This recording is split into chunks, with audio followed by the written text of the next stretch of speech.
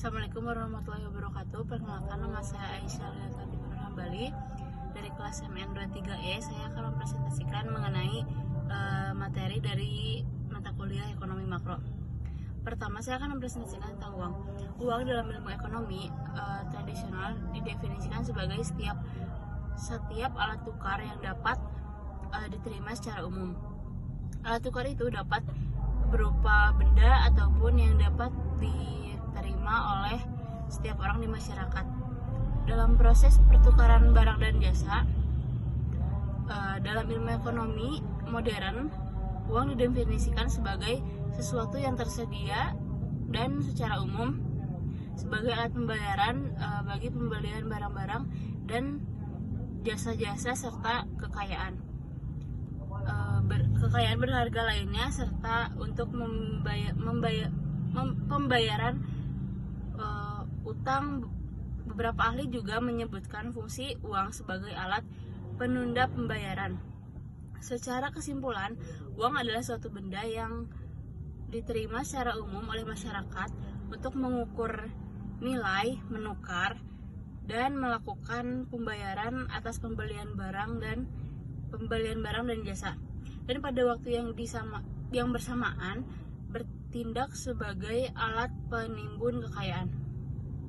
Keberadaan uang menyediakan alternatif transaksi yang lebih mudah daripada barter yang lebih kompleks, tidak efisien, dan kurang cocok digunakan dalam sistem ekonomi modern karena membutuhkan orang yang memiliki keinginan yang sama untuk melakukan pertukaran dan juga kesulitan dalam penentuan nilai.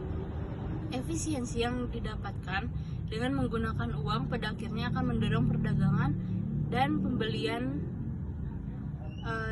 pembagian tenaga kerja yang kemudian akan meningkatkan produktivitas dan kemakmuran. Pada awalnya di Indonesia, uang dalam hal ini uang kartal diterbitkan oleh pemerintah Republik Indonesia. Namun sejak dikeluarkan UU nomor 13 tahun 1968 pasal 26 ayat 1, hak pemerintah untuk mencetak uang dicabut. Pemerintah kemudian menetapkan Bank Sentral Bank Indonesia sebagai satu-satunya lembaga yang berhak menciptakan uang kartal. Hak untuk menciptakan uang itu disebut dengan hak oktroy.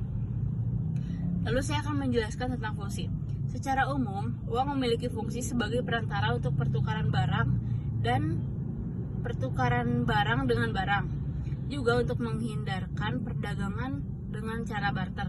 Secara lebih rinci, fungsi uang dibedakan menjadi dua, yaitu fungsi asli dan fungsi turunan. Fungsi asli dari uang ada 3, yaitu sebagai alat tukar, sebagai satuan hitung, dan sebagai penyimpanan uang. Lalu yang kedua, fungsi turunan. Selain ketiga hal yang tadi saya sebutkan, uang juga memiliki fungsi lain yang disebut sebagai fungsi turunan. Fungsi turunan itu antara lain uang sebagai alat pembayaran yang sah, uang sebagai alat pembayaran utang, uang sebagai alat penimbun kekayaan, uang sebagai alat pemindah kekayaan, dan uang sebagai alat pendorong kegiatan ekonomi. Selanjutnya ada suku bunga.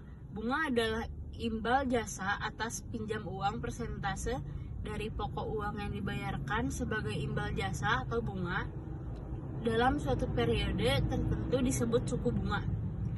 Jenis-jenis suku bunga diantaranya bunga sederhana atau merupakan hasil dari pokok utang suku bunga per periode dan lamanya waktu peminjaman. Yang kedua ada bunga berbunga atau disebut juga bunga menjemuk, merupakan nilai pokok utang ini akan berubah terus setiap akhir periode dengan penambahan perhitungan bunga. Selanjutnya ada suku bunga tetap dan mengambang. Suku bunga tetap adalah suku bunga pinjaman tersebut tidak berubah sepanjang masa kredit. Suku bunga mengambang adalah suku bunga yang berubah-ubah selama masa kredit berlangsung dan memiliki suatu kurs referensi tertentu seperti misalnya LIBOR atau BI rate, di mana cara perhitungan dengan menggunakan sistem penambahan margin terhadap kurs referensi. Kombinasi atas suku bunga tetap dan mengambang ini dimungkinkan serta sering digunakan. Misalnya pada suatu kredit pemilikan rumah di mana disepakati bahwa hingga tahun ketiga bunganya adalah tetap yaitu 8,5%, dan bunga untuk tahun selanjutnya akan ditetapkan sebesar 25% di atas BI rate. Lalu saya akan menjelaskan tentang pendapatan.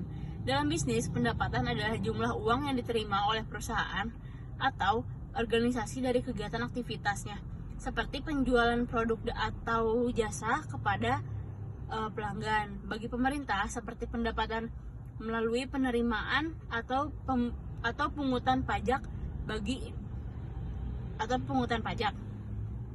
Bagi investor, pendapatan kurang penting dibandingkan keuntungan, yang merupakan jumlah uang yang diterima setelah dikurangi pengeluaran.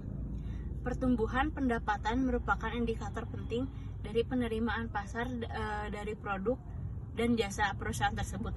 Pertumbuhan pendapatan yang konsisten dan juga pertumbuhan keuntungan dianggap penting bagi perusahaan yang dijual ke publik melalui saham atau menarik investor. Mungkin cukup sekian presentasi dari saya. Kurang lebihnya mohon maaf. Terima kasih. Wassalamualaikum warahmatullahi wabarakatuh.